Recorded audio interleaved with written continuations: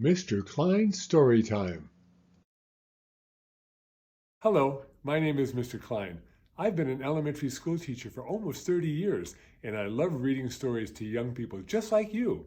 In fact, I've got a great story that I'd like to share with you right now. So let's get started. I'll Be the Water, A Story of a Grandparent's Love by Alec Aspinwall, illustrated by Nicole Wong. I never thought Grandpa was old. He wasn't just my grandfather. He was one of my best friends. We liked the same things, like peanut butter and banana sandwiches, digging in the dirt, and going fishing on hot summer days. Sometimes we'd pretend his old car was a submarine and look for pirates or sunken treasure. It didn't matter where we went, because every place became an adventure with Grandpa. Grandpa knew a lot about everything. I couldn't be with him for long without learning something. He would start a math lesson with a pocket full of change or turn over a rock and teach me about science.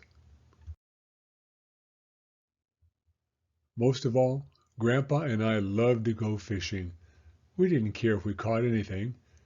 Grandpa made me the captain of our boat. He made me feel like I could do anything I set my mind to. One day I noticed that Grandpa really was old. I saw his wrinkles for the first time, like his skin had grown too big for his face. Then I saw that Grandpa's hands shook when he put a worm on my fishhook, and he got up a little slower after we'd been digging in the garden. "Grandpa, are you getting old?" I asked. "Joshua," he said, "I've been getting old since I was a baby. I'm just getting better at it, that's all." We laughed and offered a toast with our ice cream cones. Then Grandpa went into the hospital. He said it was just for tests, but I felt scared. "Grandpa," I said, "I wish you weren't so good at getting old." He smiled and said, "I always have been an overachiever." I asked my parents, what if Grandpa doesn't get better?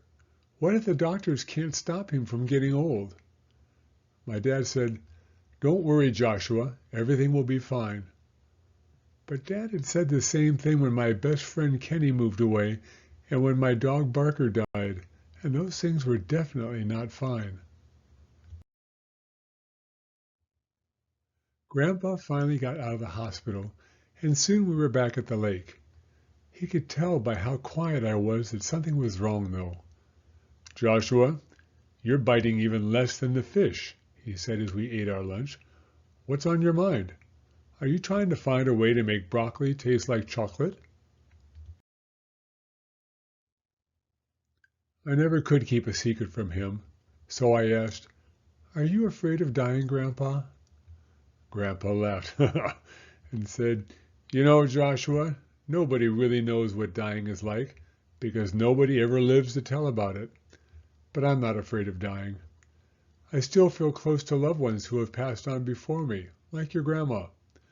I don't think of her as being gone, because each memory of her is like a special gift I can unwrap again and again. And that's a gift I want to give you, too." "You know," he said, "I was about your age when my daddy died in a train accident. I remember crying enough tears to fill 2 oceans and a bathtub. He had promised us kids that he would always be there for us. I thought he had broken his promise when he died." It seemed like all the frogs and birds on the lake grew quiet to listen to Grandpa.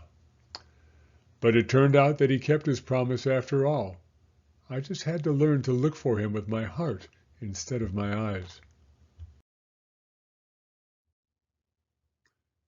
"Think of it this way," he said. "Today, you and I are like two fish swimming together in this lake. When I die, things will be different.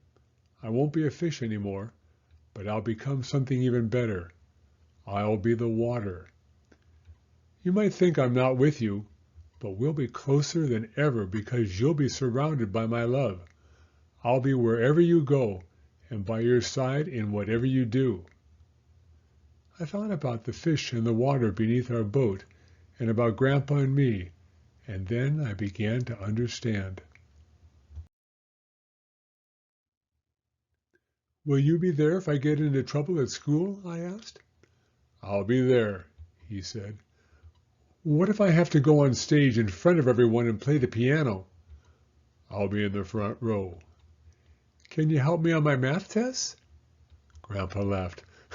"I've never been much for math, Joshua, but we'll give it a go."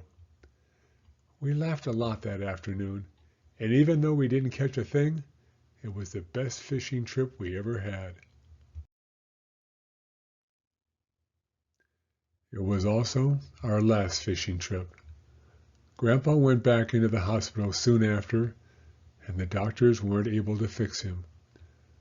When my parents told me that Grandpa had died, I cried enough to fill 3 oceans and 2 bathtubs.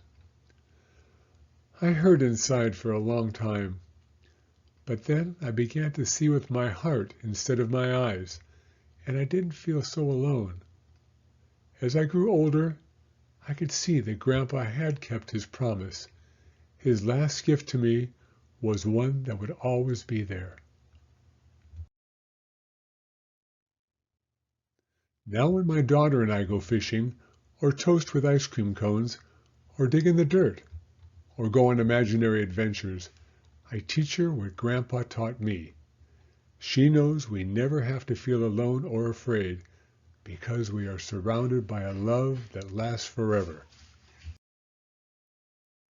The end.